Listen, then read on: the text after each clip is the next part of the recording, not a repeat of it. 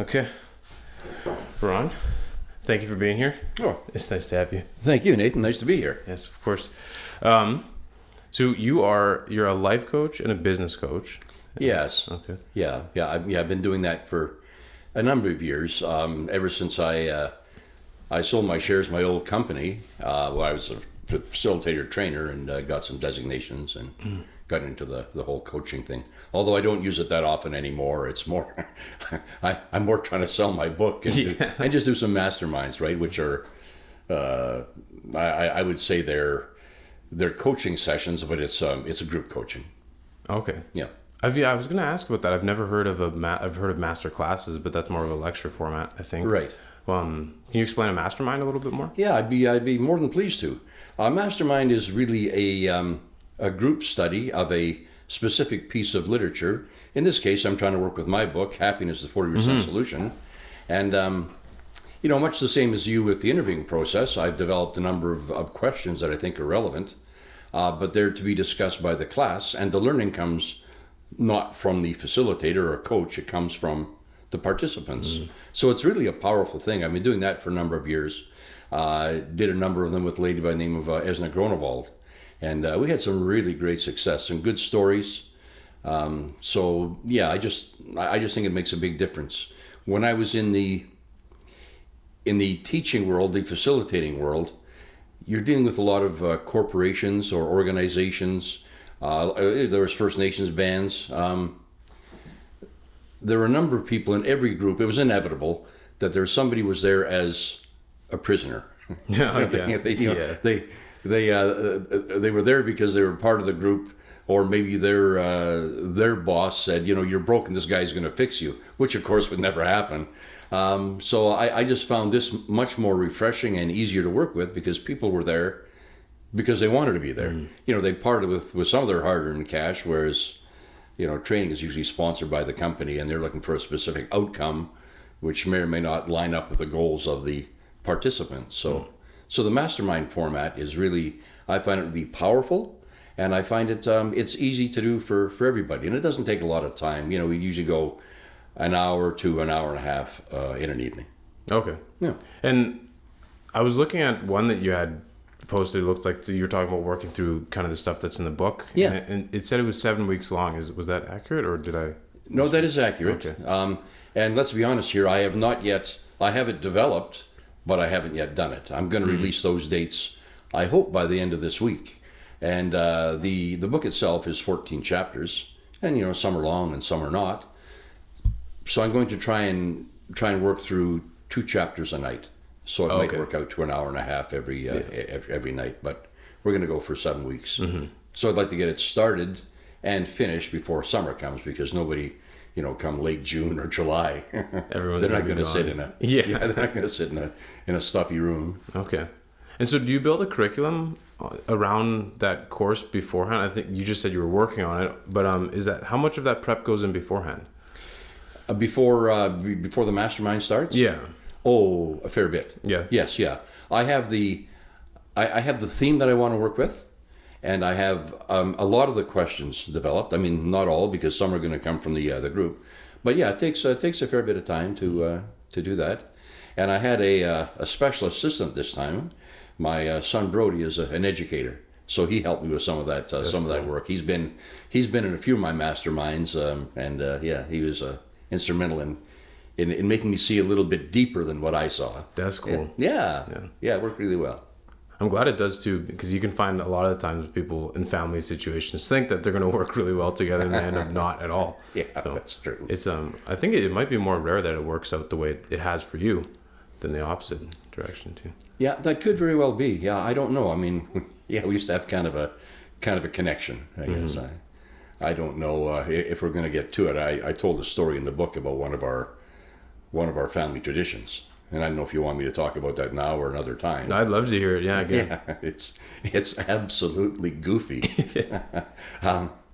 Years and years back, well, we're looking at 40 years now. We used to go to a lot somewhere and buy a Christmas tree, right? So, yeah, we're not going to do that. So we took the young family, out up by Duck Lake. There's a a forest there that you can harvest your own trees. You're allowed to do that. So we did that, and we drove up there with our saw and our axe and 3 kids that weren't very big, and we got off onto the path and tried to find Mr. or Ms. Right Christmas tree, and it didn't exist. So we go to the next tree and the next tree, and the snow was fairly deep already, and the next tree and the next tree. And we were out there for, probably 2 hours. It was actually starting to get a little bit dark already. Yeah. And we got the right tree. And we chopped it down and let's go back to the car. Where's the car? It was snowing. It was blowing. So, an intrepid group of explorers like us would just follow our tracks. Yeah. There weren't any tracks. Oh, no. We get maybe 40 feet and the tracks are all gone. So we made bigger and bigger circles.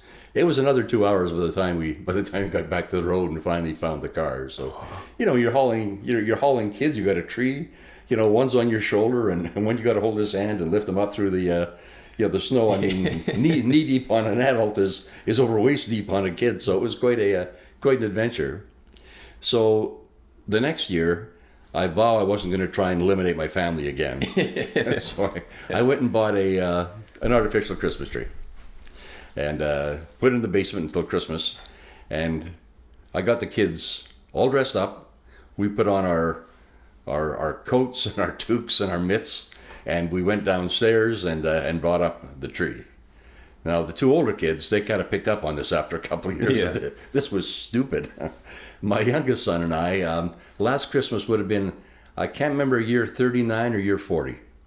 When he was working out of town, like up in the Glassland, Turtleford area as an educator, he would actually drive in an evening.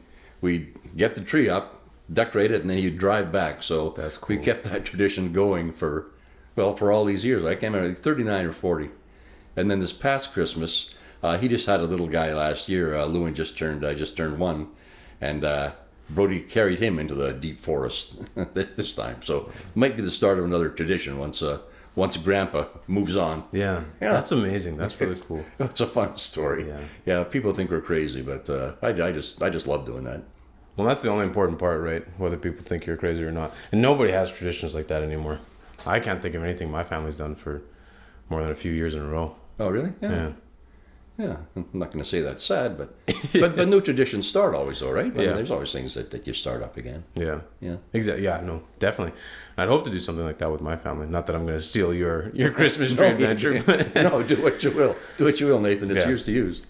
But eventually, some things. Yeah. No. That's an amazing connection you have with your son there. And so he's helped you out with a couple of these masterminds yet, or has it been more than? Well, no. He's been part of a couple of masterminds, but he actually helped some of the curriculum development. Oh, okay, I see. For this one. Yeah. Mm-hmm.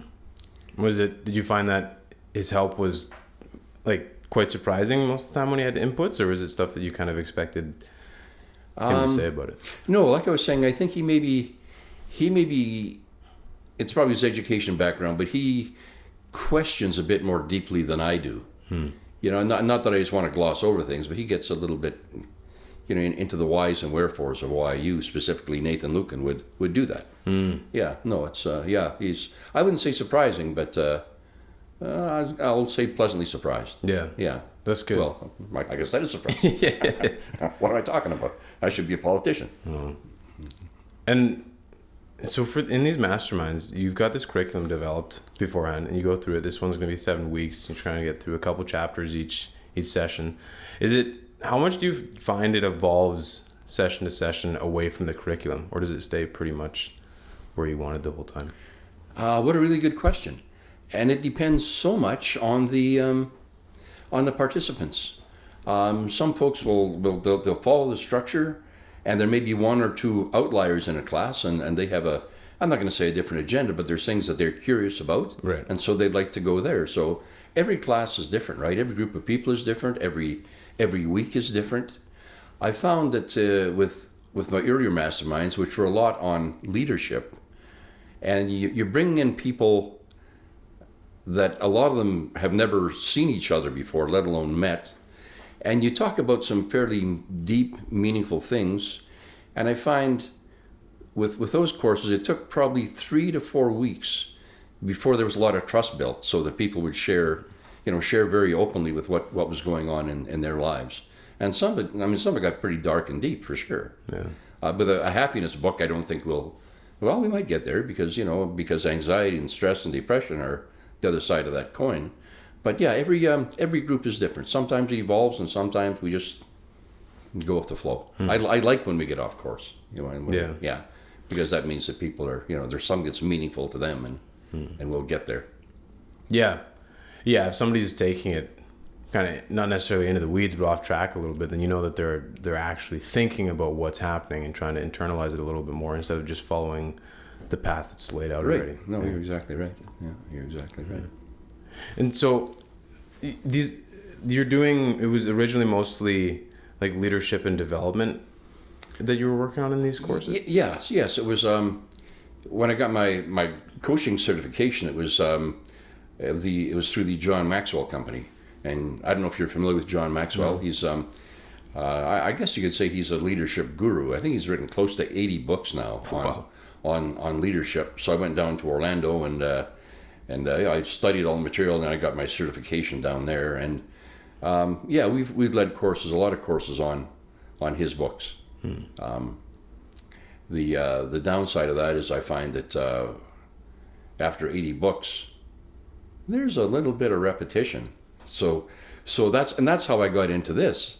I started following positive psychology, and we thought we'd build our own course, Esna and I, and we built a course on a book called The Happiness Advantage. A Harvard prof by the name of Sean Achor, who doesn't write like a Harvard prof. It was just such easy reading. It was just like really inspirational. And I just read more and more and studied and got deeper into it. And I thought, well, there might be something here. So next thing you know, I've got a book and a mastermind. Yeah. But the learning was like the studies I had to follow, and it was really a good learning experience for me. The thing that I really wrestled with is you can find one thing to say, like one study that says X. So that's great. That supports exactly what I'm trying to say. And then you find another study that says Y that goes counter to X. So it's balancing that, right? I made, and I can't remember them precisely now, but I made a couple mentions in the book how there are studies that say this and studies that say the exact opposite. For example, one of the things, and I just discovered this in the last 2 weeks. It was around 2010 the study came out that said money makes us happy up to about $75,000 a year. After that, it doesn't matter if it's 76 or 230, doesn't matter.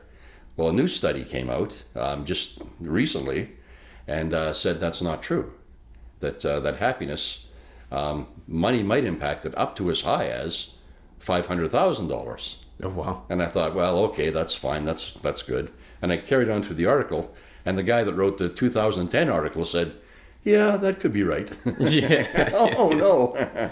I'm not going to redo the book, but yeah. So it's just an example of, where there's one thing on one side and one thing on another. Yeah, it's always changing. It's constantly like that. I've been thinking about that a lot recently, actually, because I like to, not as much now, but I do read psychological literature occasionally myself as well. Which is like why, because it's not very exciting. It's literature, but it's fascinating to read, and so I enjoy it. But I get in there and I find the same issues that you've just described. You find one paper and you're like, oh yeah, that's really cool, and then another one says, nope, that's not it at all. Yeah.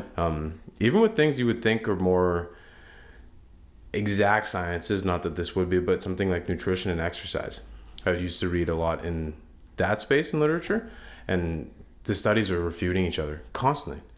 And so it's hard to kind of decipher, like, okay, what is my metric for determining what I believe to be true here? And now I'm going to turn into the interviewer. What metric do you use? Because you're exactly right, and I can't figure it out. So tell me, how do you decide? How do you make that determination? Well, the best I've come up with is not extremely scientific, but a lot of the time it's just trying to just gauge it intuitively. Do I think the metrics they chose were okay? Have they gone about it in the right way? And I try to find when I'm intuiting it, I try to pay attention to how many mistakes jump out to me immediately. So if I'm reading a paper and I find that I have to think harder about why a design they used wouldn't be appropriate, then it might be a better study than if I'm reading one and it just jumps out like, oh no, that doesn't work because of these other variables that they're not controlling for, that they haven't thought of. So yeah, I guess it's not very scientific, but just how glaring it is that it's making mistakes. Yeah. Intuition is a pretty powerful tool. Yeah, good for you. Intuiting. I'm looking at your desk here and some of the some of the titles. You're a fairly deep guy here. Yeah, I like to get into it sometimes a little bit too much, but I can't help myself. It's so exciting to just be learning about stuff all the time. Yeah, not a bad thing. Well, you're a money guy too. You're a financial guy, and I see you have a mix here of psychology and a Warren Buffett book, and yeah, that's cool. Mm-hmm. And I see you have. Is this a guilty pleasure here? I see you've got Kurt Vonnegut, Slaughterhouse-Five. Yeah, which is a great read. It just became. I read that actually just last week. A buddy recommended it to me. Oh, okay. And I was really surprised. I got into that book, and he said it's really funny. And then I think the review on the back of this copy says something like, the book. Oh no, it's not on the back, but somewhere in there, one of the reviews says it's the hilarious book you're not allowed to laugh at, or something like that. Okay, so, yeah.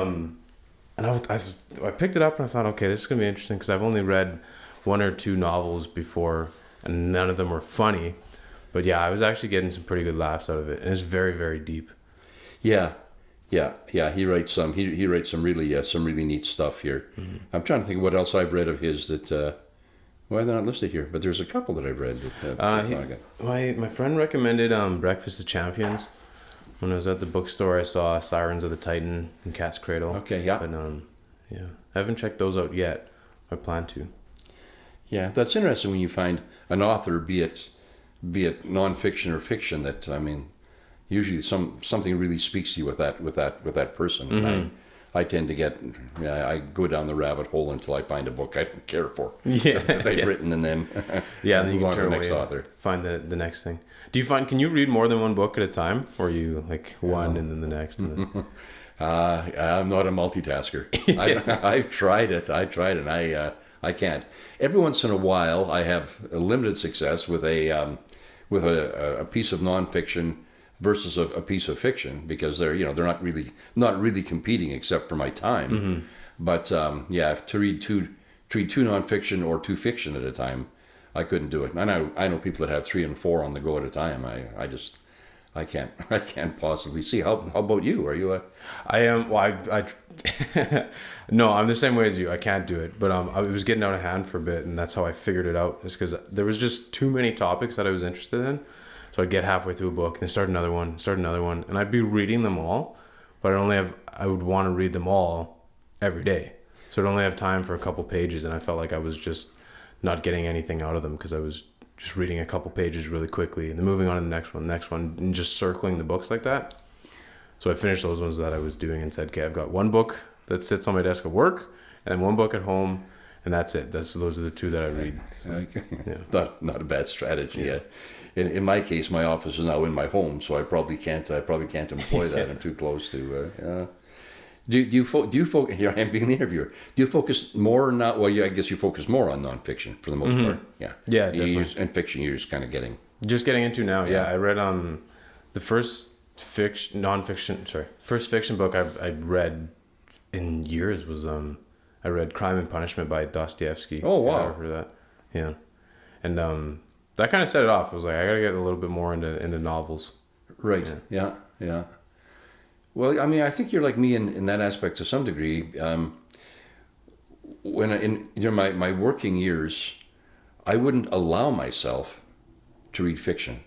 I just wasn't allowed. I wouldn't do it. Couldn't do it. I had to keep developing stuff and learning. And now I bet I'm probably 70-30 reading fiction over nonfiction now. Mm-hmm. Oh, I know I'm going to know, Nathan. I'm just now I want to escape. Well, it's the more I get into fiction too, especially I try to pay attention to this a lot when I still watch like the odd cartoon, and then definitely watch movies like everybody else, and some TV shows here and there. But I try to pay really, really hard attention to what's actually being said, what's underneath it. Because I find with novels is that the fiction's kind of put in this category of like just entertainment. But I find that some of the most important lessons I've ever learned have come from fiction, and they can be very, very deeply profound. So sure. Yeah. Yeah. Have you noticed that at all?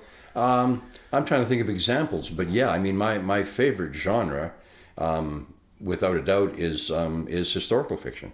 Mm-hmm. Yeah, when I'm reading fiction, I like it to have some basis in truth and that sort of thing. Yeah. So that's right up your alley then. Yes. Yeah. Absolutely true. Mm-hmm. Yeah, absolutely true. There are some that are allegedly classics that I really struggle with. What is his name? Marquez Garcia wrote a book called 100 Years of Solitude. I'd like to say I'd recommend it, but but I can't. Yeah. I just really and everybody the characters followed them for 100 years, right? And not much went right over that 100 years, and the characters would all name their kids after themselves. So the kid 100 years down the road had the same name as and keeping everybody straight. And I gave up on it, but yeah, it's supposed to be deep and meaningful, but I just found it frustrating. Frustrating. Yeah.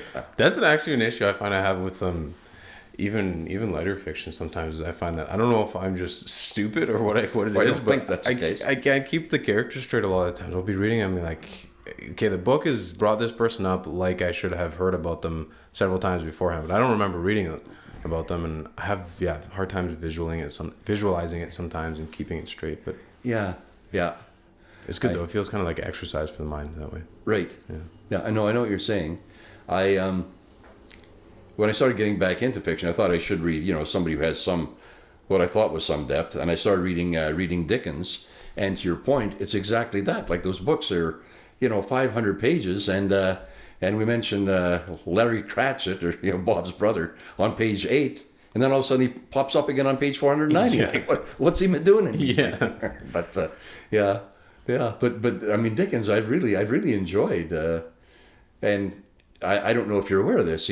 A lot of those books he started as serials in newspapers.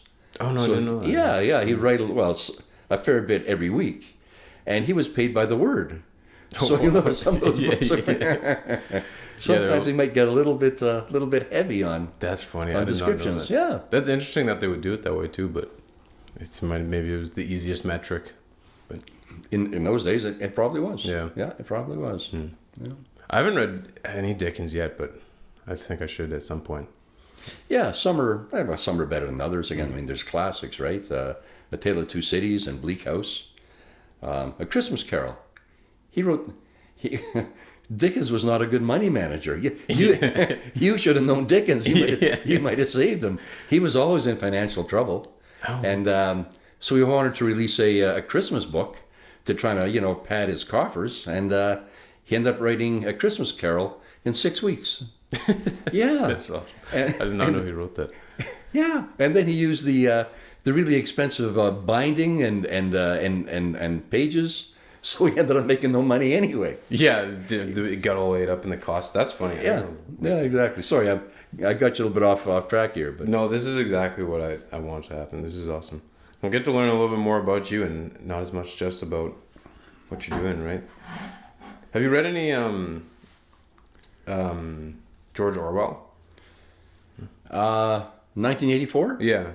And I think Animal Farm? Right. Yeah. A long time ago. I still have them at the house, but I haven't cracked them recently.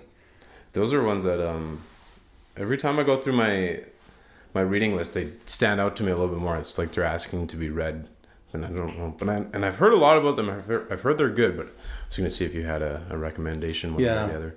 Well, 1984, again, as I recall, I think would scare me a little bit now because I think we're there. I know it's 2024, but I think we're living. I heard that about that book too. It seems to be people are kind of freaked out by how parallel it seems to be.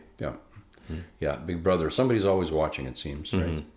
Yeah, and I in my mind, I think that's a big challenge with society today is that somebody's always watching, but we're not as kind as we used to be. You know, half a century ago. and somebody's always watching to catch you messing up. We're a lot happier if we can make somebody else look bad, and that's I find that really a sad commentary on the year 2024. Yeah. Maybe I'll write a book about it. You should. No, I think you're right. I've never thought about it that way, that it's not only that we're seeing everybody else's lives more and more on social media, because people talk about that constantly. Yes. Right? The comparison aspect. But the fact that your mistakes are more likely to be caught, it's never occurred to me that way either. That's really interesting. Yeah. I think people look for it. Mm-hmm. Yeah. Sorry. No, I was going to say, one of the chapters in the book, it's titled "How Social Media is Trying to Kill You," and it may not be trying to kill you totally, but man, oh man, there are cases where, and it's predominantly young women who have been bullied. This whole sextortion thing is a real deal now. What did you? Sextortion? Sextortion, yeah. I've never heard of that. Oh, okay, yeah. Send me a picture of this body part. Yeah, I didn't know there was a word for it. Yes, yeah. Oh, yeah, okay. Yeah. I mean, people have made it into an industry. Well, not an industry, but they'll be able to you pose as somebody else. It could be someone posing as you've never met them. They could be posing as a boyfriend or whatever, and send me these graphic pictures, and I won't share them with anybody. And next thing, here's so I know in your circle, you better pay me some money or this is going to get out. Right. Yeah. That's what happened with Rehtaeh Parsons in.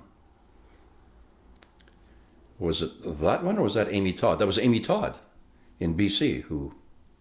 I think I do remember that story. Yeah. I think the perpetrator was just found guilty, and he lived in Holland.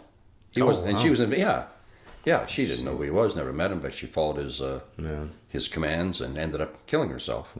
And Rehtaeh Parsons, that was a bit of a different issue, but same thing, ended up being bullied online and took her life. Mm-hmm. So I mean, I know a lot of people say, well, yeah, but I can get my Aunt Gladys's recipe for beef stew, and that's fine, that's good, but when it's used for the purpose of good, it's great. But man, oh man, it's a lot can go wrong with social media. Mm-hmm. Yeah, there was one young girl I wrote about in the book, who talked about anything she saw on Instagram. She says, what I see when I work out, I see all these chiseled bodies who can do 100 burpees in 8 minutes, and so that's not me. And I find myself really, really getting sad and depressed about that. Yeah. And that's not why it was designed, but that's the effect.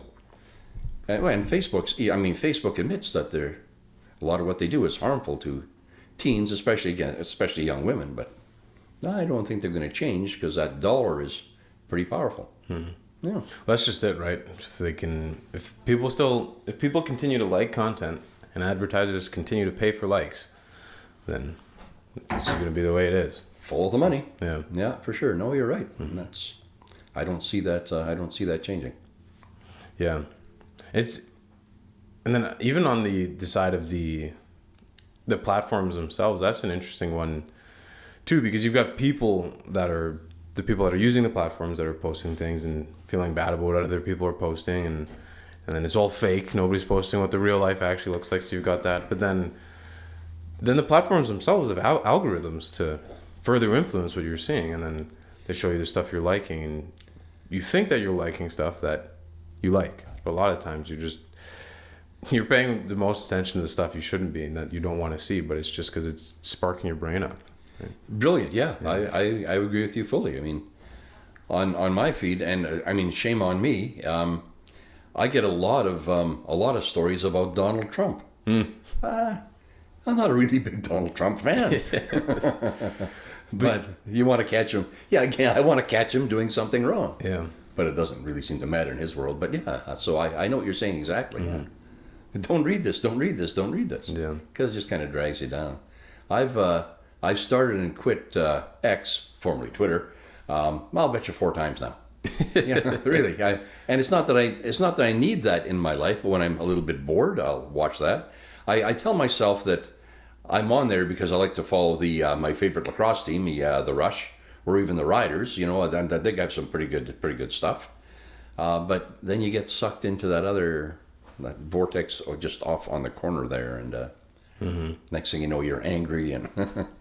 Well, X is a that's a weird platform in general. I've done the same thing a few times, gone on and off, and then the last time I went on, I started following people that I liked and thought like it'll be interesting to see like what they're thinking during the day, which is what you would expect that platform to be used for. But even the people that I was interested in reading, the stuff they were posting, it's just them screaming constantly, just like yelling into the void and getting upset at people. And I'm like, I don't know. I'm like, I kind of agree with your point, but I don't really appreciate reading it just angrily on the internet. You know? Right. So, yeah. And I find, Nathan, that more and more people are angry. There's so much, and it doesn't matter. Pardon me. Who it is, if it's left versus right politically, or if it's male versus female, or we bring in the trans group and we have to hate them. Men versus women, black versus white. I mean, Jew versus a Muslim. Yeah, there's a lot of room for hate out there, and I find that the middle ground is really being eroded. It seems you almost have to pick a camp and move into that camp wholeheartedly. Yeah.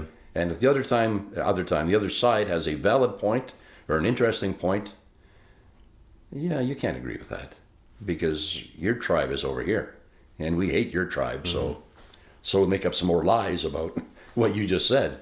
Yeah, I find that awful. Okay, I'm quitting. I'm quitting X again, Nathan. Thanks for your inspiration. Of course. Yeah, it's that issue is particularly fascinating too. The fact that, because I think you're exactly right. The middle's gone away, and now you got to pick a camp. But also, once you pick that camp, it's going to keep moving further and further away from the middle. And if you don't keep up, then as soon as you are outside of where you thought it was, you are immediately outed by that camp as being in the other one. Yep. Now you're in no man's land. Yeah, exactly. But both people think that you're in the other person's camp. Yes. It's so weird. It really is, isn't it? I can't avoid U.S. politics, but we have that Republican group out there, the Trump's group, the MAGA group, and then you have the rational Republicans. Well, you can't have them. Yeah. They're evil, right? Yeah. They're the same political party, but they're vilified by it. Yeah. Yeah. I wonder if it'll change. I don't know if it'll get better. I get the sense that it is, but I don't know. It's hard to tell. Yeah. I believe, and it's maybe just my positivity coming out, I believe that it has to change. If it doesn't, I think we're doomed. I mean, we have it in this country as well, right? I mean, well, again, the Jewish population versus the Palestinian population, or vice versa. Yeah, political parties are so. There's no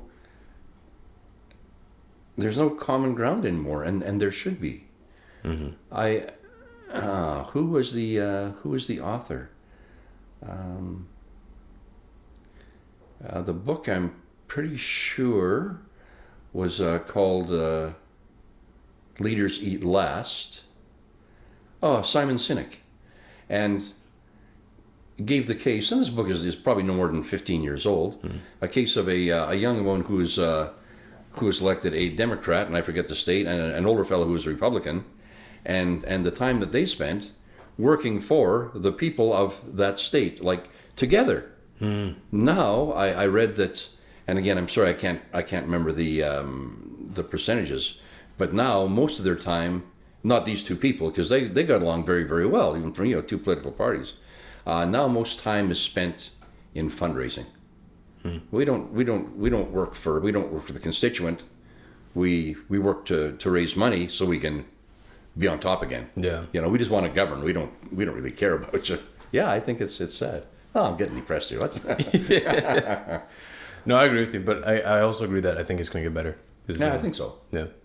When people catch on, and then people kind of understand that, it's kind of, life's a little bit better if we're finding things that we can chat about and not yell about.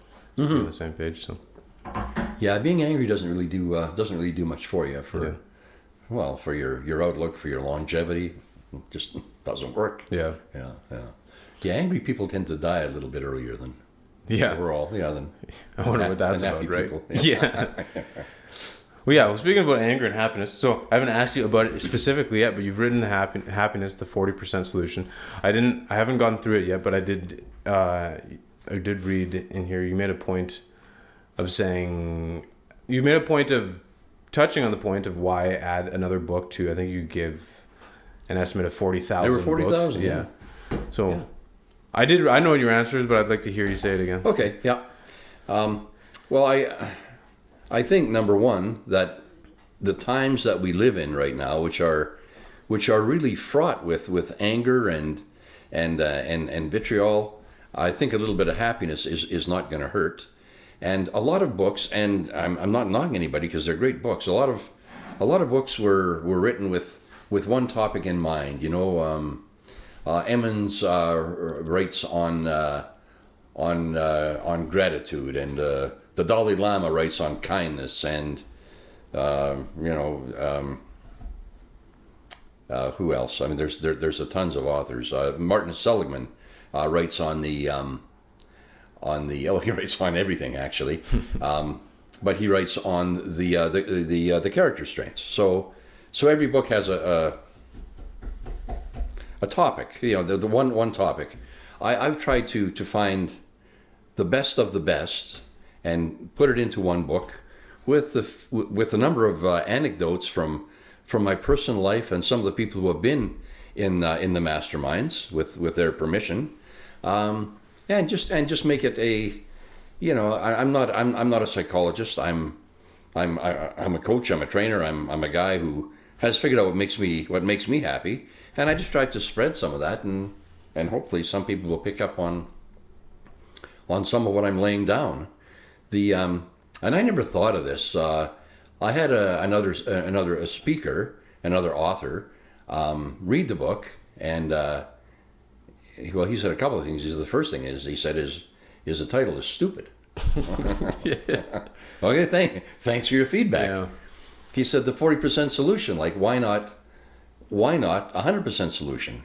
And I've done a number of book signings in the last month or so, and I get asked that a few times. And the reason is, if happiness is a, you know, it's a pie, it's 100%. Well, half of that pie we can't control. Half of that pie comes from our genetics. You know, if Dad was Dismal Dave or Dynamic Dave or Dynamic Debbie or Dismal Darlene, that's going to impact our happiness. That's going to impact how we go through life. So we can't control. Already half of our happiness is out of our hands. 10% is our circumstances. So where we were born, our age, our gender, our ethnicity, all those things go into, you know, where we live, how we live. Circumstances, that's 10%. We can't control that. But 40%, which I still think is worth working on, we have 40% control of our happiness. And it doesn't have to be rocket science, but it's not easy. I mean, people will tell me, well, you know, this is fluffy. It's don't worry, be happy. No, it's really not. No, if you don't worry or do anything about it, you're probably going to be in a world of hurt. You know, it's like if you plant the garden and just say, well, I won't worry about it. We'll just harvest in the fall, and you show up in the fall and it's all weeds. Well, you should have done something about it. Yeah. Same with your happiness. There are things we can do on a daily basis to be happier. I mean, and I'm as guilty as the next person. A lot of days, there are things that I could just really, really enjoy, like savoring. You know, you get up and you'll make yourself a cup of coffee or tea or whatever it is you're drinking, and you'll chug it down and get on with the rest of your day. I find, especially once the spring comes, I'll make that coffee and I'll go out onto my deck, and I'll listen to the birds, and I'll smell the aroma of the coffee and feel the warmth on the cup and the sun on my face, and just really enjoy the heck out of that. Or even in the shower, you know, you get in, you get out, you do all the things you got to do, and you're on the road. Well, feel the warmth of the water on your back, and the tingle of the shampoo and the smell of the soap. I mean, you can just really enjoy that, and it does make a difference.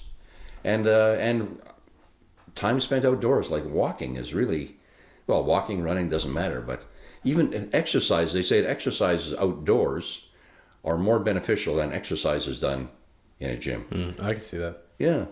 You know, it's 40 below in Saskatoon, that's probably not going to apply.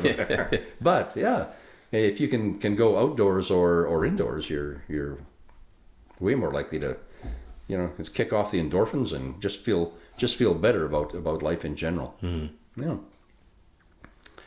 I don't think enough people get like outside either.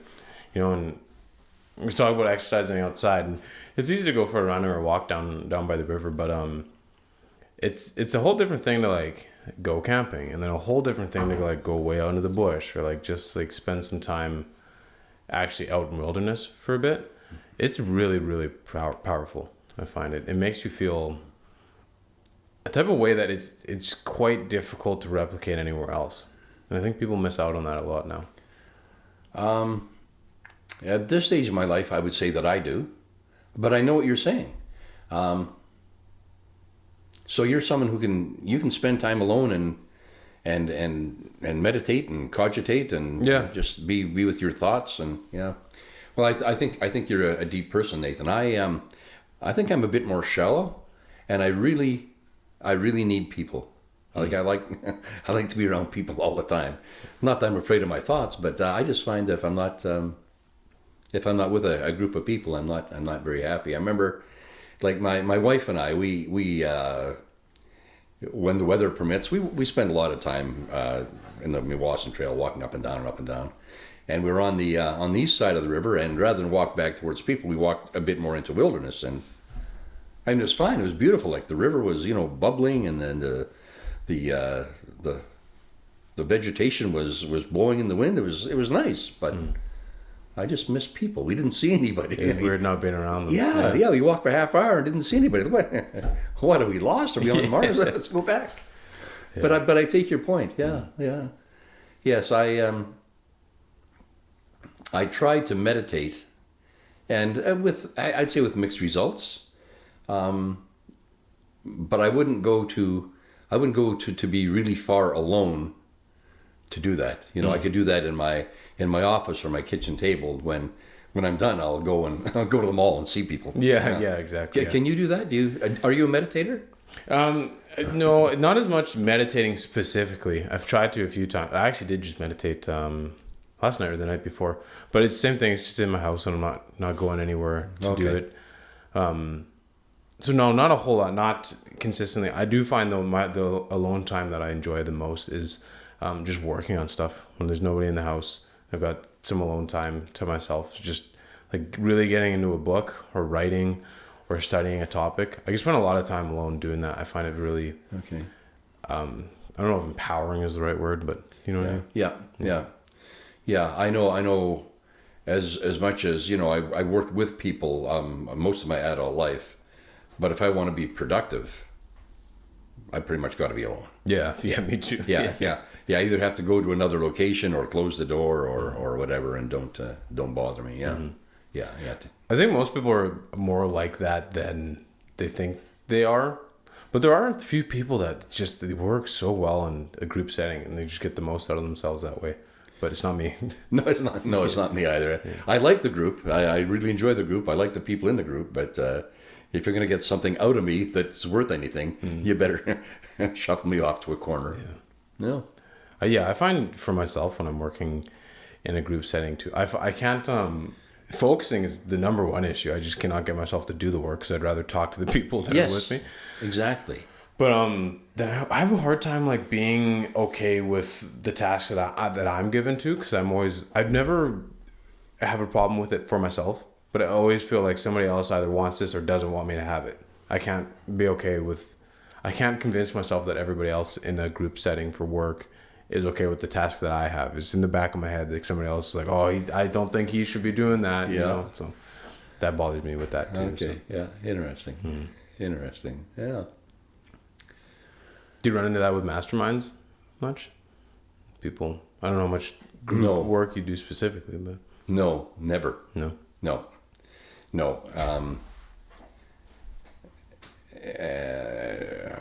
this is going to come across not really good.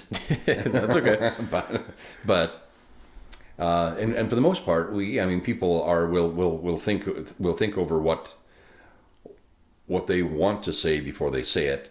Other people will just, they might have been listening, but their definition of listening is waiting for their turn to talk. So, so there's not very much dead air usually. Again, most people they consider what they're going to say, and it's thought through before they say it. And there's other people that they seem to want to fill the void, and that's okay too. I mean, then you can get back on track fairly quickly. But, and that's the wonderful thing is the groups we've had, the masterminds we've had, the people have been just exemplary. Like really, you find a lot of business leaders who are in the masterminds. Yeah. Well, a lot of folks in the finance industry, and some CEOs, some people that just a guy who was a CEO and now he's just happy being. That's awesome. He has his pilot's license, and I met him. He just got back from Ireland here a couple of months ago, and we went for breakfast. And I said, "So, what are you doing?" I knew he had his pilot's license. He said, "I just I have an office that I keep, and it keeps me busy, but I just fly around." So I'm thinking, you see him in a little plane over here, and he's got he and three friends have purchased a business jet, and they're flying to Victoria, they're flying to Edmonton, they're flying to Las Vegas. Yeah. Oh, I just fly around. Yeah, it's no big deal. Yeah, right. Yeah, that's amazing. Yeah. But he's been a real major contributor to our mastermind. It's just a brilliant guy. Yeah. Yeah, and you gotta. It's funny to say it this way with somebody with that amount of wealth, but you have to appreciate everything and the little things. And people kind of get really upset with that when you talk about it in a setting about somebody like that has the ability to take a private jet somewhere. But I'm not at all convinced that you give everybody that option and they're going to be happy, right? And so I think you're right. You have to be able to get on your jet and fly around and actually think about the fact that you're on a jet flying through the sky wherever you want, and it's an amazing experience. And that it's just amazing, But people don't. They don't think that way. No, and I think you're right, Nathan. There are some people that would be jealous of that, and he's not the kind of guy that flaunts it. It's just the way it is. Right? Mm-hmm. I decided I want to be a pilot, so that's what I do. I fly. Wanted to buy a plane, so I got some guys together, bought a plane. It's part of life. Yeah, mm-hmm. Yeah, it's not a big deal. But no, that guy's talking down to me. No, he's not. I think a lot of people look for flaws in other people that have it better than them. It's a jealousy thing, right? Mm-hmm. And I think that takes us back a little bit to Facebook. You see people on there, and it's what you see. And I think you made this point earlier. What you see is not really the way it is. What you see is their best portrayal of themselves or their family or whatever it is. I know there was a couple I used to. I don't go on Facebook much anymore. I actually had to hire someone to help with my social media because I'm not the guy. But they were on a holiday, and they were there was kissing, and there was the drinks with the umbrellas, and they were just having a great time. And 3 months later, when they got back, they were separated. So yeah. Here's what I want you to see, but here's what really is. Yeah. I think that's way more common than people think. Oh, I think so. Yeah, I think so. Especially with like the people that are actually like influencers that are flying around on these big trips and vlogging and making these videos and driving these nice cars, and it looks like they're making all this money, but a lot of them are actually borrowing into that lifestyle constantly. They're not making anything. They just want to look like it on social media. Yeah, sure. Yeah. Make me look good. Mm-hmm. Yeah, make me look good. It's tough too. You talked about I think you said there was a lady that was talking about seeing everybody else she was going to the gym and seeing everybody else on social media that looks so amazing and making her feel bad too. That's an interesting one too, because I've actually seen videos of people explaining how they do this, but it was somebody did a before and after picture for showing just their whole body, but like their abs basically, and the before photo was taken afterwards, and so they just go and do, and it's supposed to look like months and months of differences, but they just They make sure they eat really well before their workout, get a good workout, make sure they're like nice and full from exercising, do that, and then they'll spend the rest of the day just eating crap and lounging around, slouching, and making themselves look bloated. Oh, really? And and so that, and then they just use that as the before photo. So yeah, for sure. Yeah. So a lot of the time, it's like actually genuinely manipulated. It's not at all true. Yeah. Wow. Well, I guess I'm surprised and I'm not surprised. Sure. Yeah. We want to look better than what we are. Yeah, for sure. Yeah, for sure. Yeah, and like we said earlier too, it's unfortunately, well, maybe not necessarily unfortunately, but unfortunately, in a lot of cases, it generates revenue. And yep. So again, follow the money. Yeah, for sure. Yeah, exactly right. Exactly right. Yeah, and maybe we're not grateful for, that health that we have. We still have to make it look.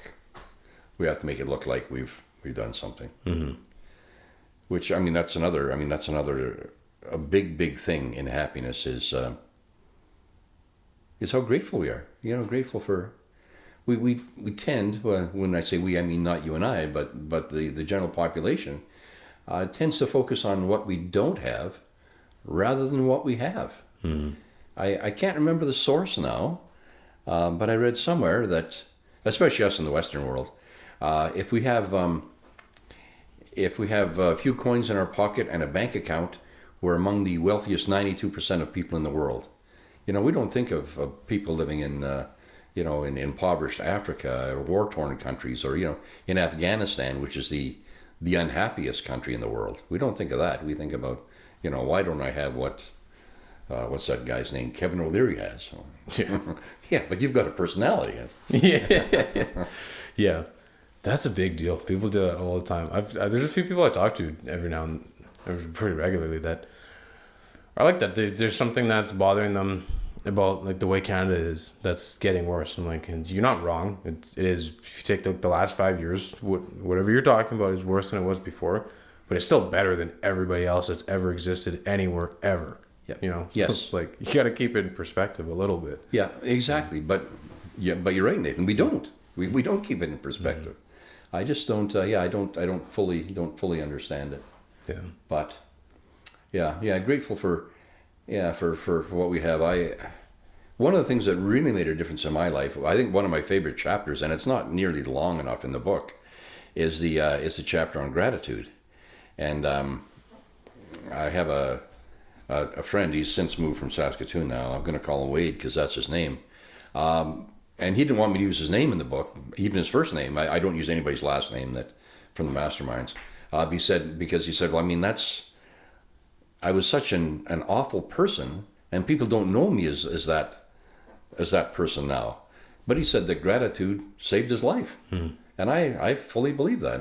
Be thankful for what you have. And it doesn't take a lot of work to get there either. I know that I still have every night I fill out my my scribbler. Every day I write down 3 things that I'm grateful for. And some are big and some are small, right? Like not every day is going to be a profound day. Mm-hmm. I know that in the winter, for example, I try to change them. But in the winter, when the wind is blowing at 40 kmh and it's 40 below, I'm grateful for my furnace. Yeah. Yeah. And it could be seeing an old friend. It could be making a connection. It could be a great meal. You can be grateful for so many things in the course of a day. Finding 3 is pretty easy, but most people don't bother. Mm-hmm. Yeah, they don't think it's worth the time. Yeah. And it definitely is. It doesn't take a whole lot to turn that mindset around. No, exactly. Yeah, and it takes minutes, if that. Some nights I do it before I retire for bed, and some nights it would take me probably 90 seconds, just jot down 3 really, and I'll remember what they are when I see them again, if I need to see them again. But I was talking to one of the fellows in our one of our masterminds, and he said, well, you do this list, right, because you can reflect back on it. Well, you can, but the idea is that day, that very given day, you were grateful for 3 things. Mm-hmm. Yeah, sure, you can look back on it, but today, this is something good that happened to me, and I'm grateful for it. So, yeah, I don't encourage people not to look back on it, but it's about the here and now. Yeah. Well, yeah, and it I could see why people could be confused or think it's weird, because if you're not looking back on it, like, what's the point of writing it down? But I really think that if you're not writing it down, you're not actually, not always, but if you haven't gone out of your way to write it down, then you haven't actually acknowledged it. It's easy to say, like, oh, I was grateful all day. Yep. It's like, about what? Yeah. Like, yeah. You got to pick something. Yeah. Commit, right? Mm-hmm. Yeah. No matter what you're doing, you should commit. Yeah.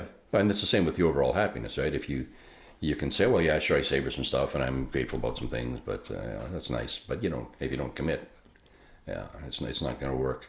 And that's the other thing. Perhaps I didn't make a good enough point in the book is, I have a number of things that people can do to improve their happiness, 40%. But if you do them once or twice, you're not committed.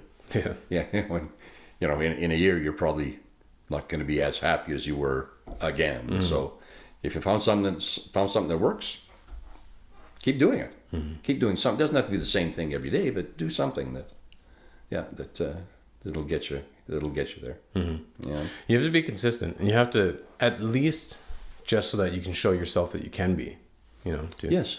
You wrote you had a blog post in December. It was called "Want More Happiness? Make Your Bed." And you were talking about, I can't remember the gentleman's name, but it was somebody. General William McRaven. Yeah. Yeah. Yeah. I thought that was a really good post. I think that's perfect to what we're talking about too. Sure. Yeah. Am I allowed to tell the story? Yeah, go for it. Yes. Yeah. I mean, McRaven is he's still alive. He's no longer involved in the day-to-day military, but he was a general. He was a guy that was responsible for capturing Osama bin Laden, and there was a Philippine ship. Nathan Phillips, was that the captain that he saved? Like he's done a lot of things. Oh, like Captain Phillips, like that is yeah. That, oh wow, okay, I did not know that one. Yeah. Well, he's done some stuff, McRaven.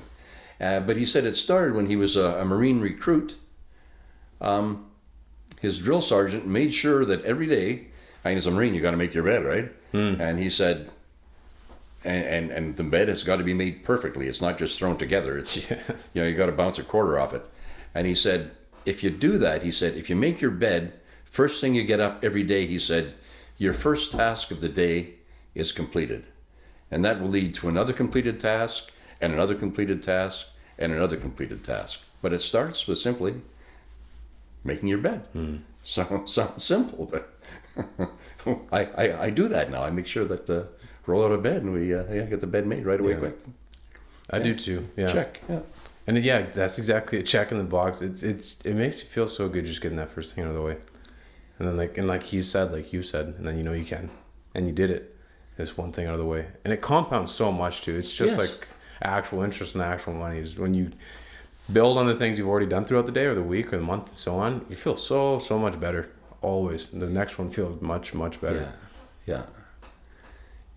It's a lot like I find, I don't know about you, but I find that, and not that I don't have time to savor, but if I get up and get that done and start doing something productive right away, it ends up that the rest of the day is usually pretty productive. Mm-hmm. I get some things done and I'm satisfied at the end of the day. If I get up and have a cup of coffee, not savoring, I'll just have a cup of coffee, and maybe I'll read a book for a half hour. Well, maybe I'll have a snack. And the next thing you know, you've blown a quarter of a day, half a day, and nothing's been accomplished. Yeah. So it turns into doing nothing. Yeah. So get a good start to the day and carry on. I think it's perfect. This is kind of on topic, maybe a little bit off topic, but I found that for myself and I probably read it somewhere, but I don't know, I can't remember anywhere specifically, but I've decided that I've just stopped doing anything that I'm not willing to accept the consequences of. And so at first glance, it kind of sounds like, well, that'd be things like don't speak because you don't want a ticket, or like don't lie at work, like the big things come to mind, right? But what represents that the most for me is like, don't step over the laundry pile without doing it. Because the consequence of that is the next time you come back, the laundry pile is still there. And so I literally try to think through it in my mind. If there's a bunch of laundry on the bed and I'm looking at it and I've got time to do it, if I turn around, I go, am I okay not being able to get into my bed later when I want to because there's laundry on it? If the answer is no, then I just do it now. Just get it out of the way, complete the task. I found that's been monumental for my day-to-day satisfaction. I understand fully. Yes, I know. I mean, my wife's still working, and I work out of the house, so there's chores that have to be done every morning, and again, I could sit and do them later. But if I find if I get everything done in order, it doesn't take it takes 10, 15 minutes to get all all the small things done, putting away dishes and that sort of thing, and cleaning my machine. Then it's good. Then it's going to be okay. Yeah. But if I put it off, not as good. No, and then it sticks in the back of your mind, and it's much more thinking about it all day while you're doing something else is much more stressful than just doing it, even if it is just dishes, right? How very apropos. Yes. Yeah, it does. I mean, and we talk about stress in the book a little bit, but that is a stressor.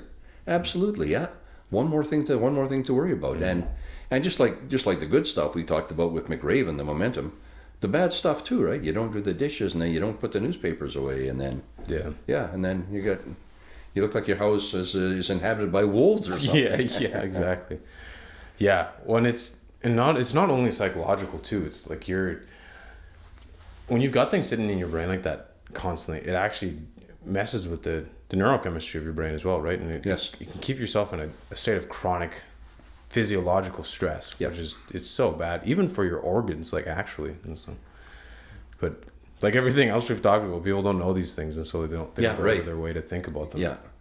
No, that's good, Nathan. And I started to nibble around that in the book, and I thought, because I mean, it has a really detrimental effect on your organs, on your brain. Yeah. And I said, well, this is a book on happiness, so maybe I mentioned it. Here's what it can impact, but I didn't want to get into details because I did a bunch of research, and I was shocked.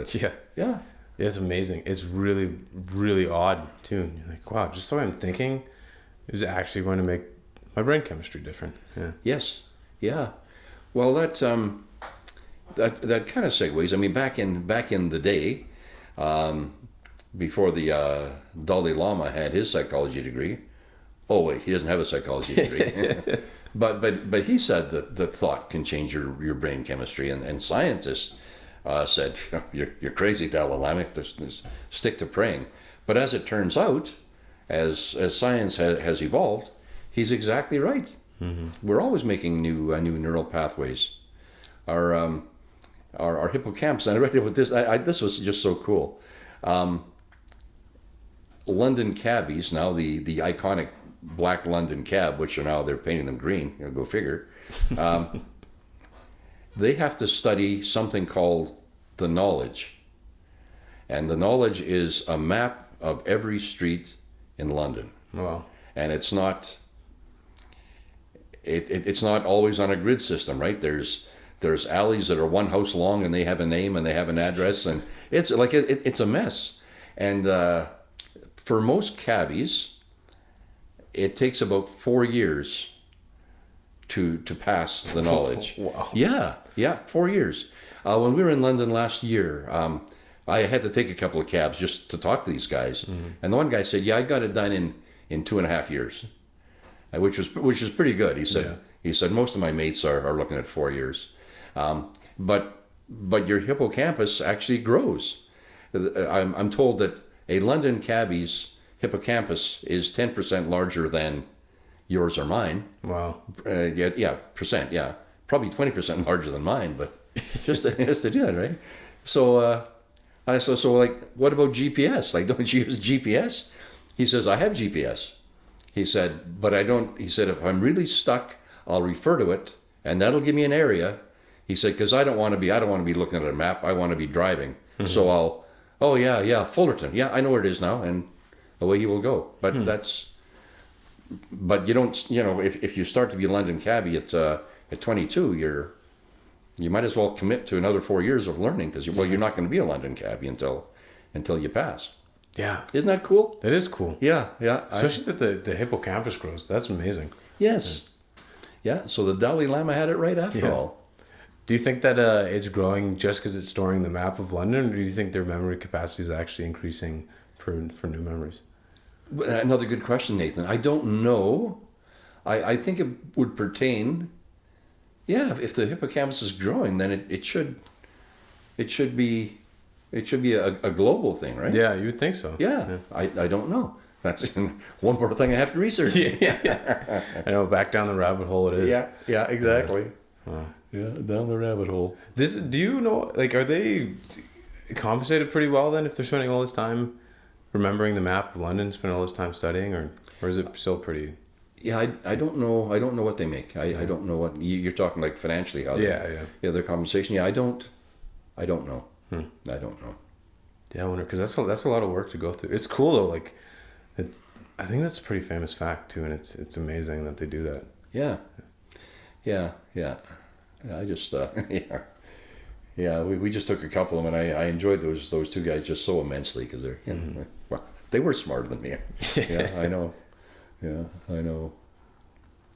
That's the other thing too. You gotta really pay attention to who you're talking to, because it's easy to get into something like a cab or just when you're passing people on the street or whatever and just think like, oh, it's just average people doing average things. But like once you start talking to people, they're always so much more fascinating than you expect them to be. Sure. Yeah. What's Amanda Marshall's song? Everybody's Got a Story?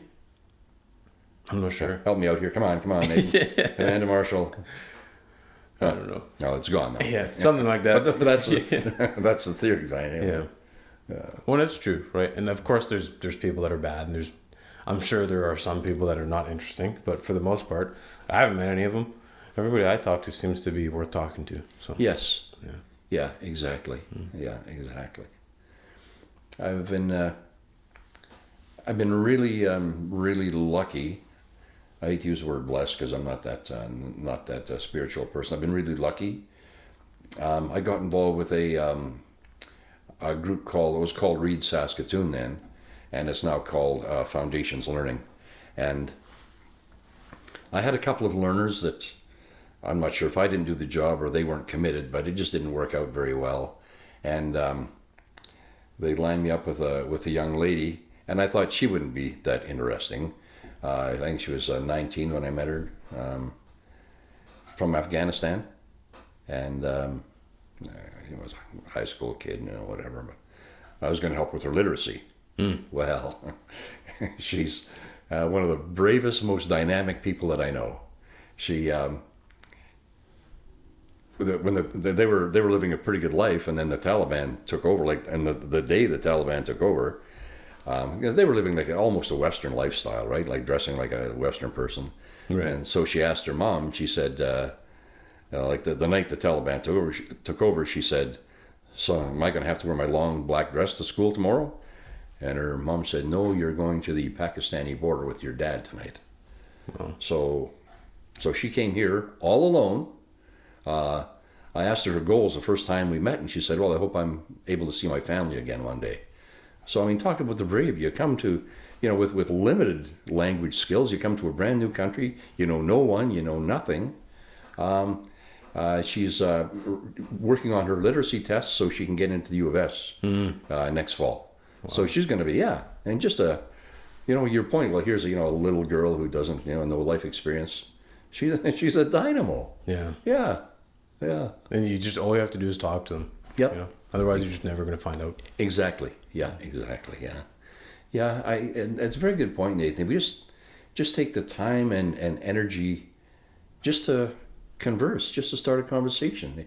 It's amazing our commonalities, but we don't see that. We see the differences. Yeah. Always. I was on TikTok the other day, and this guy was walking around asking people if they believed in Jesus. And I think that I didn't look at the comments and I didn't look at the guy's page. Excuse me. But I don't know. The sense I got from the video was that he was actually just polling. He just was just curious. Oh, okay. And but people just some people wouldn't even say yes or no. They'd just be like, and then walk away and be like, "Not today, thank you." Not interested. It was some answer I don't want whatever you're selling, and I don't want to talk to you. Yes. I thought that was fascinating too, and that's a tough one because a lot of the time when somebody's asking about Jesus on the street, they are trying to get you to come to church with them. Yeah. But I was thinking about that more because I've seen other videos that weren't religious. It was just I saw one and it was I can't remember what it was, but it was just a random question. This guy was going. Actually, it was there's somebody asking people to pick a random number between 1 and 100 as they were walking by, and some people same thing. They'd be like, "Not interested, not today." I'm like, and that's all they wanted was just people to pick a random number. And then I was thinking about it. I'm like, man, I've done that. People come up to me all the time, just looking to say something, and I always just say, "I'm sorry, I'm busy or not today," and I just walk by. And I've thought about it. I'm like, I can make the assumption that they're trying to sell me a credit card, or they're trying to get me to come to church, or they're trying to do this, that, and the other thing. Or I could give them 5 minutes. I could just talk to them. And then, their day is going to be better off because maybe I'm the first person that talked to them today. Or maybe they've got the most bang up deal I've ever seen in my life and I end up better off. But it's so easy to just dismiss everybody as you're walking by them. But it doesn't take that much longer to just be like, "Hi, hello. Okay, no thanks." But yeah. Anyway, there's a long story too. Yeah, no, you're right. Yeah, we tend to we tend to blow people off. I've learned with doing these book signings. Every once in a while, I mean, I'm sitting at a table. I'm a pretty harmless looking guy, but still, some people when they come out of wherever they were, they will walk as far away as what they possibly can from where I am. Like I'm gonna leap on, I'm gonna jump 30 feet and grab them and haul them back. But that's okay. I mean, everybody's different, and some will say what's this all about? So I'll let them know. But yeah, you're right. It's easy to, or they'll come out, and I'm sure in their peripheral vision they can see there's somebody sitting there, but they'd be looking to the ground and looking up. Yeah, trying to look anywhere else. Yeah, anywhere else. But yeah, human nature is a funny beast. It is too. Yeah, it's it's so easy. I mean, you just don't think about it, like, and it's because it's so innate. But it's just, I think a lot of the times it's just the unknown. People see somebody sitting there or like asking them to do something or trying to strike up a conversation, and I think a lot of the times people unconsciously just go to just catastrophic proportions of something. Like, this person's going to want to talk to me. They're going to take up the rest of my afternoon. I'm never going to get to what I want. They're going to bully me into spending money on something I don't want to spend money on, and they just get so freaked out, and so they just think, instead of having to say no, I'm just going to avoid it completely. Yeah, I think that's true. Pardon me. Yeah, I think that's true. Anyway, another lesson in human nature. Yeah, for sure. Well, there was another thing I wanted to ask you about. This is kind of flipping topics a little bit, but you on your I think it was on your website for the book, you mentioned that you're certified in DISC social styles. They're two different things. Okay. Yeah. They're both assessment tools. Okay. Yeah, DISC and social styles. Social styles is they're based out of Colorado, out of Denver, and we're told statistically that social styles are a better assessment tool than anything in the world. But I think that study was done at the University of Colorado. And seriously, yeah. So and DISC is a bit more accepted today. A lot of companies have their own DISC trainers even. Yeah, I've done nothing. Quite upfront, I've done nothing with it for quite a while. And not that it's bad, because it's good stuff, but I haven't made use of it. I've been trying to spend more time with something I've written about in the book, which is the character strengths that Martin Seligman developed, and it's but the DISC and the social styles, all good stuff, and the character strengths are Seligman and his then partner Chris Peterson, who died of cancer very young. They sent out 55 scientists, 55 psychologists, basically all over the world, looking for the things that represented good in the world, like wisdom and justice and that sort of thing. So what are these things can we put together in a ball, or I guess probably a rectangle, that represent the good in the world?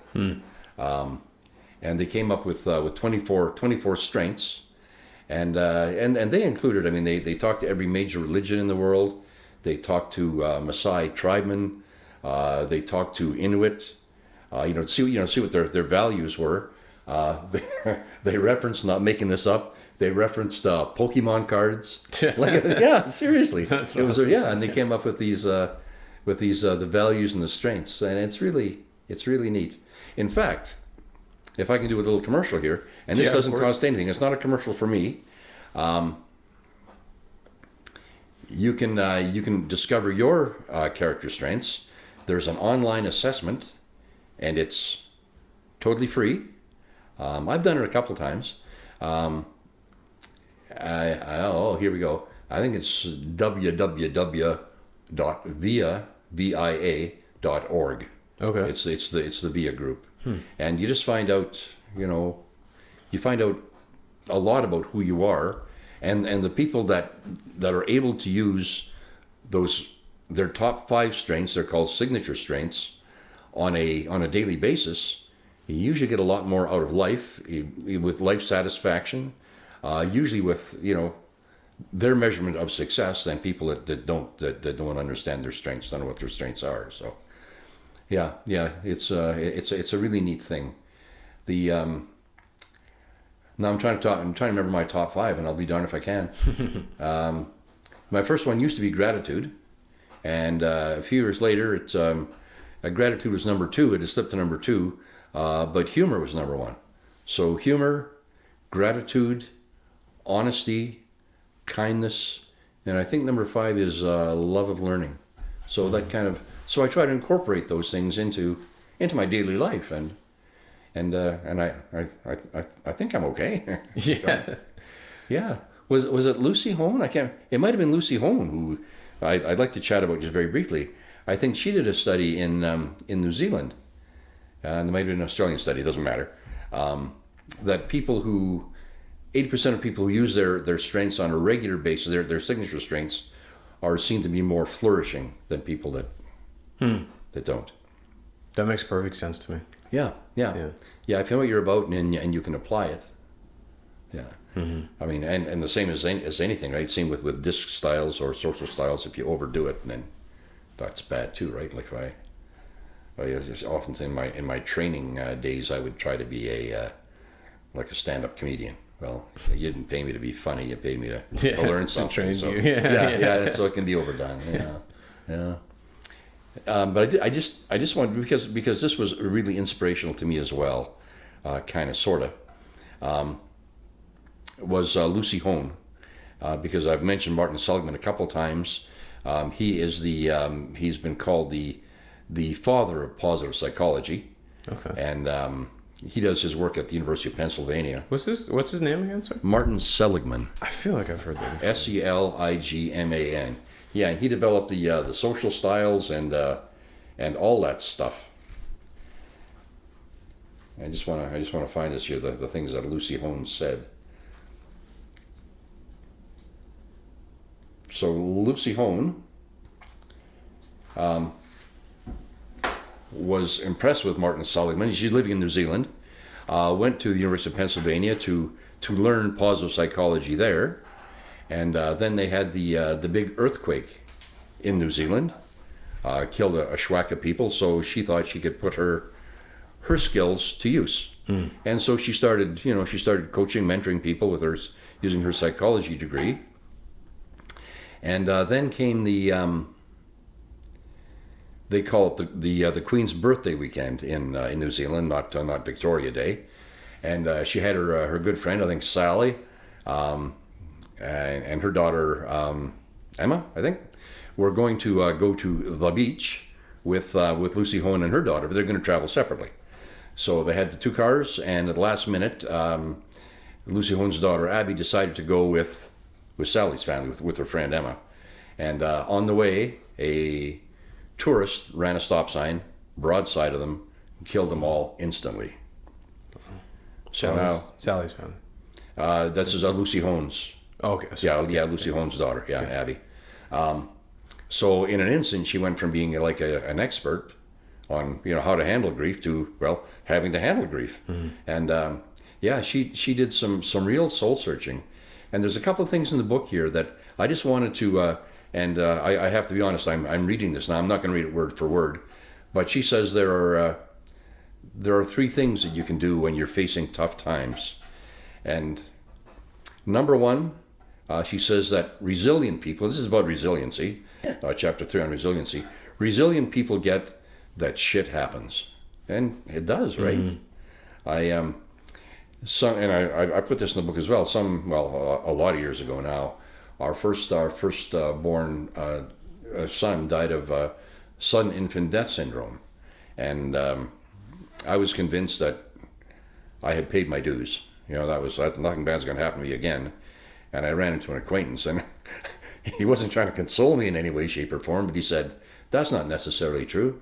And he gave me an example of friends who the hits just kept on coming for them. So at that point, I got it that, shit happens and can still happen. Yeah, exactly.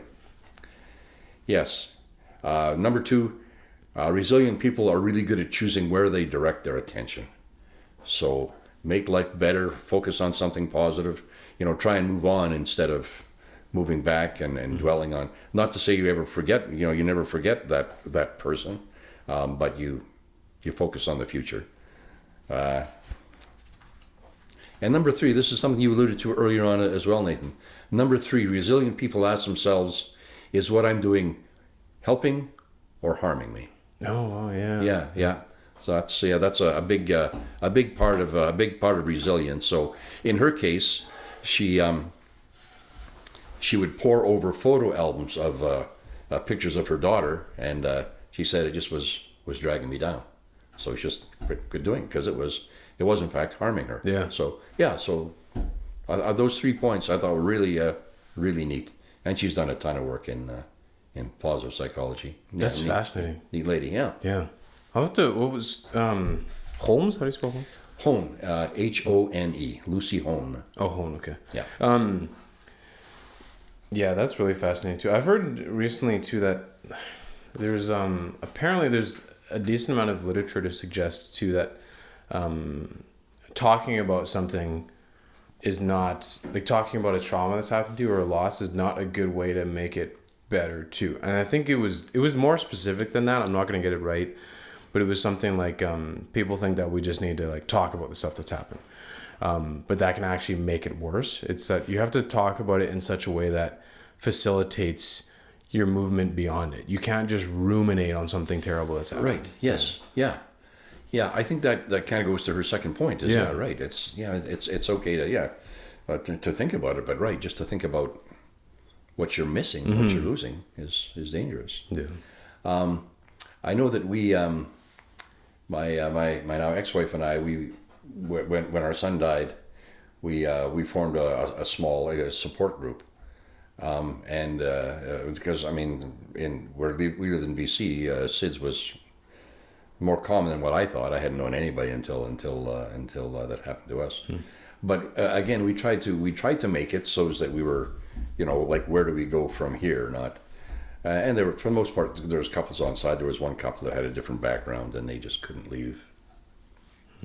Well, you're probably destined to a life of sadness and we would talk about it, but let's make it future focused. And I've lost touch with them. Years and years and years ago, but last time I saw them, they weren't bearing up as well as the other people in the group who had focused on, on the things that we can do on the more positive things. Mm-hmm. Yeah. Well, it's interesting because, this might be a weird way to put it, but I think it's true. But hell doesn't have to be some metaphysical place that we go to afterwards. It doesn't have it. Lots of people, and I actually believe this. I was writing about this the other day. I believe that most people, whether you believe hell exists or not, most people are going to end up there long before they die. And it's that spot where just nothing else seems like it's going to get better, and everything that you're doing is making your life terrible, and you're not fixing anything. And it's the rock bottom, and you have to get out of there. Right? So. Yeah, no, I agree fully with you. Who was it that said that? On earth we can make a heaven of hell and a hell of heaven. Yeah. No, it's true. but it starts with taking an action, right? No, you're exactly right. And then people tend to get into that spiral where everything just gets worse. Why does this stuff happen to me? Well, stuff just like that happens to people like you. Yeah. If you don't do anything about it, then and it's going to keep happening. Yeah. That's perfect. Yeah, that's perfect. I wouldn't have said it any other way. Yeah. No, you're right. It's life can be really, really awful if you let it. And I'm sure you know people who have tough circumstances, but if they're not thriving, they're certainly living a positive life and more than getting by. It might crush some people, but some people won't allow themselves to be crushed, and other people will say, "Oh, poor me. Oh, here we go again. Bad things happen in threes. I guess I got two more to come."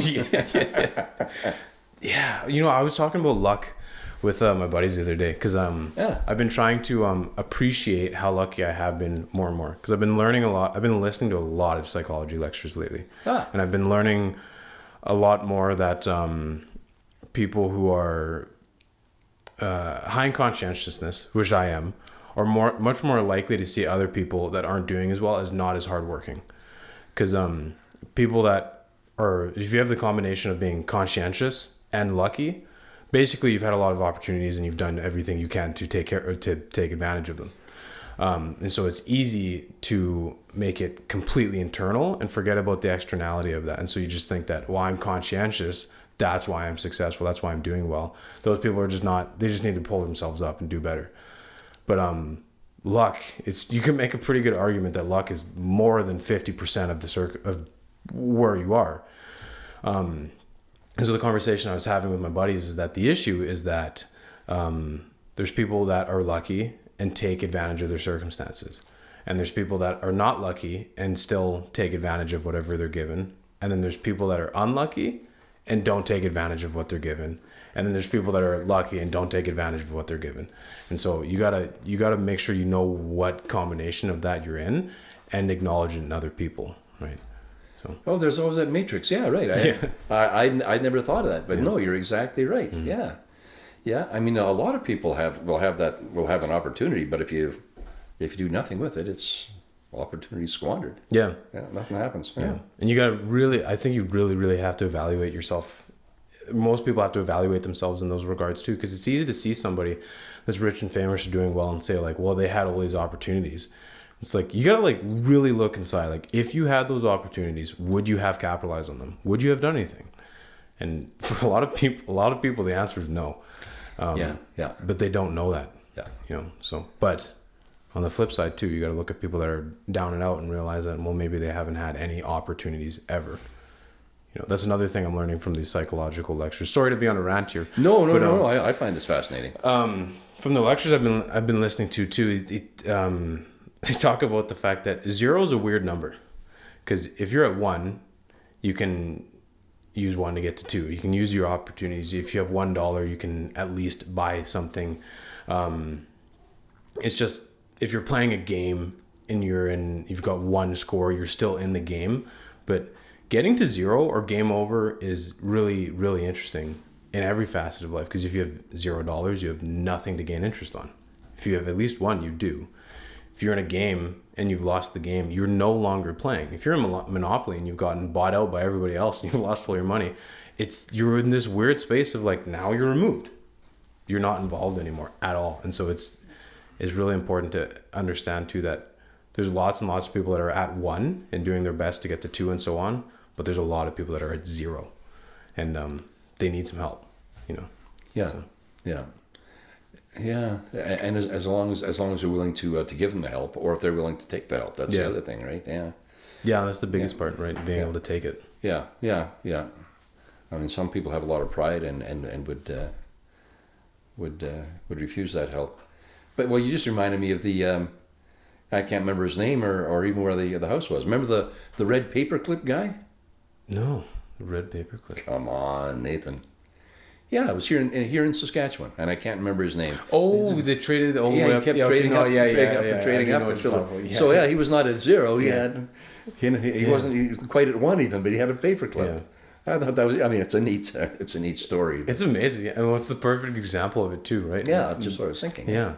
No, yeah, yeah. I never even thought about that part. Yeah, yeah. Started the paperclip and ended up with a house. It wasn't a mansion, as I recall, but yeah, a house is not a paperclip either. Yeah, it's a big deal. Yeah. It's a long way. It's a long. I think when you talk about, because you talk about with Lucy Home and where she, in one of her points being resilient people know where to put their attention to. I think that's a big part in knowing the difference between being at zero and being one. Is like a lot of people will be at one and think like I don't have anything to create an opportunity out of. Like you do. It's going to be harder for you than anybody else, but there's something there and you got to work on it. Yeah, yeah. Most of us have some skill, some talent, some knowledge that we can apply to hopefully get to one. Yeah. But and there are people who just have given up on that already, right? Just yeah, unfortunately. And is it, Nathan? Because I mean, in some countries, and maybe Canada, do we? And I don't want to get all political on you here. Do we sometimes make it too easy for people to stay at zero? Yeah, I think so. Yeah. That struck me. And I know it's more, pull yourself up by your bootstraps, because some people, as you just pointed out, it would take a lot more. But some people, I think, are just content to, the state takes care of me. Yeah, I won't try to improve. This is good. Yeah. This is good. No, I think you're exactly right. And not only in Canada too, I've heard stories of people in the U.S. moving to San Francisco and California to be homeless, because the state provides cash incentives there if you are on the street, and so somebody that's homeless nearby might shave up enough to get a bus ticket to at least get to San Francisco, because they'll be able to get a check somewhere from the state or the city. Apparently, I wasn't aware of that. Yeah. Wow. So, isn't that a sad commentary? Right? Yeah, it's really, yeah. It sucks. It's really, really unfortunate that it's set up that way, and not to get political back on you, but people talk about the fact that people need help, and I was just talking about the fact that people need help, and they do, but you got to be really careful what you incentivize. So, yeah. Yes. Yeah. Move to San Francisco. Yeah. Maybe that'd be a good retirement. Yeah. Maybe I'll go there. Can you lend me bus fare? Yeah. That's all it takes, right? Yeah. Yeah, it's so weird. I don't know if they're still doing it, but I'm almost certain that at one point that was happening. Yeah. But you have to be homeless? That's the gig? You have to... Yeah. Okay, well, maybe I'm not that interested. Yeah. I'm sure they've got a pretty substantial welfare system set up over there too, but yeah. But yeah, no, I guess the long answer to your question is, yeah, I do think that there's a lot of systems in Canada, particularly, to be more specific, that set people up in such a way that makes it more appealing to not want to use your own abilities to make your way up the ladder, I guess. Yeah. Easy to stay where we are, and the other side of that coin is you have some people who are such strivers and achievers that they'll step all over people to move from 0 to 1 to 39. Yeah. And those people aren't that likable either usually. Yeah, everybody's had a boss or a friend or known somebody that's just the most disagreeable person you've ever met. It's not concerned with what anybody else wants. It's just where they're going. Yeah, nobody else's welfare. Just I'll just take care of me and I'll squash you like a bug on the way. Yeah. Those are other people too that, not to keep getting more gloomy on this, but those are people too that sometimes that I'm looking at them and I'm not all convinced that they're happy either.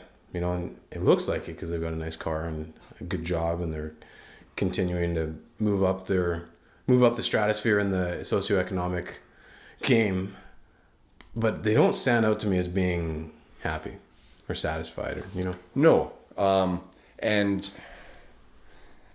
I haven't seen statistics on that, and I don't want to come across like I'm a scientist or something that I'm not, but just anecdotally, I know of a number of people who are like that, who are selling $1 million a year and they're driving the big fancy car, They don't have the big fancy house anymore because their ex-wife has it. Yeah, exactly. They usually lost, a portion of family just because they've ignored the things in life that would actually make you happy. You think that money makes you happy, and money, only to a point, makes you happy. After a while, it's just money, but we keep kind of grab more and more and more. So if you do that and ignore, the small things in life that make you happy, well, like your family, like your relationships, they're going to be not very happy. No, you're exactly right. That I just want to touch on this. I know we have a little bit of time left, but not a lot. The number one thing, because that just kind of twigged me, the number one thing that is going to contribute to your happiness is your social network. I'm not talking social media network. I'm talking, I'm talking, and it could be family, right? It could just be family. It could be family, friends, acquaintances, people that we associate with and communicate with on a fairly regular basis. I firmly believe that that's why a lot of mental health issues broke out during COVID, because we were kept in a little bubble somewhere in our house for too long. But yeah, there's the longest running study, I believe, in the history of the world. It's in the book. I can't remember it's a Harvard men's study. I think they started in 1938 with I forget the numbers as well of freshmen at Harvard, and they followed them for years and years and years and years, up to today. Like they still keep in touch with whoever's alive, and if people listening are saying, well, yeah, there's not too many of them left because they were freshmen in 1938, so that's so yeah, a lot of them are dead, but they kept adding to the study. In the 70s, we have the Harvard people, and then in the 70s they added some inner city Boston people, which are a far cry from Harvard graduates. So yeah, and they followed them, and they found the number one thing that contributes to their happiness and contributes to their physical health is their relationships. So, happy wife, happy life. Sure. People say that, but it's true. If you and your spouse are happy, chances are your longevity is going to be more satisfying. You're going to have good health for longer periods of time. But it comes down to who you hang with. Yeah. That makes perfect sense to me too. Sure. Yeah. And who's John F. Kennedy was in that group. He was I think I have heard of this study actually. Okay. Yeah. We're right there on their fourth manager now. Valent? No, he was the last guy, and he's written books as well. I haven't picked them up yet, but I will. Yeah, I just thought that was really neat. That is. Yeah. Did they find anything correlated with life expectancy, or was it just health and happiness? Well, no, they would tend to. Nathan, you're setting me up here. That's a softball question. Yes, yeah.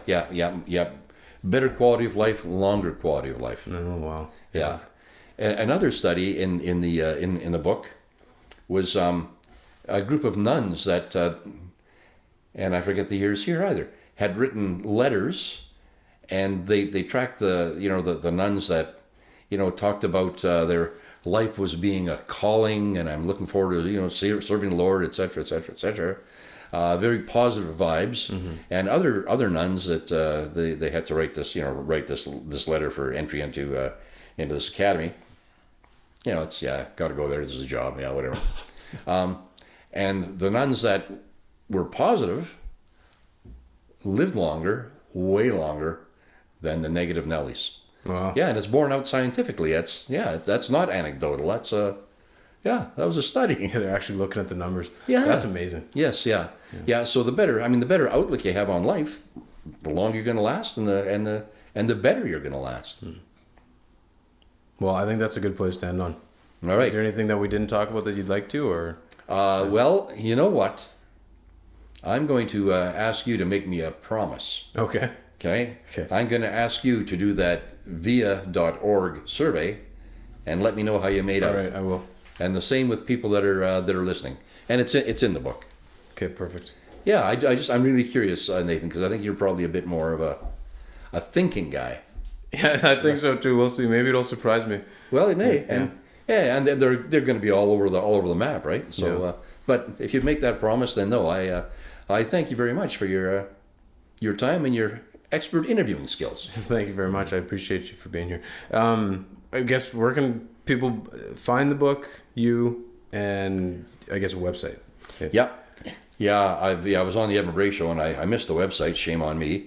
It's and it's a little iffy. It's happinesssolution.ca. So there's 3 S's in there. Yeah, I guess there would be. Yeah. And solution singular and .ca. Okay. So that's the website. The book now in Saskatoon is the first people that took me on was a bookstore called Turning the Tide Bookstore on Main Street, and the book is still there.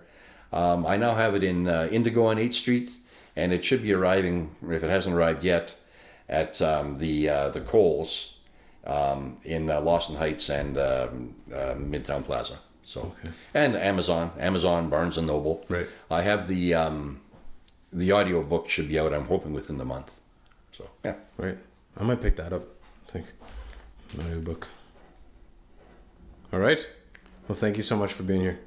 Thank you, Nathan.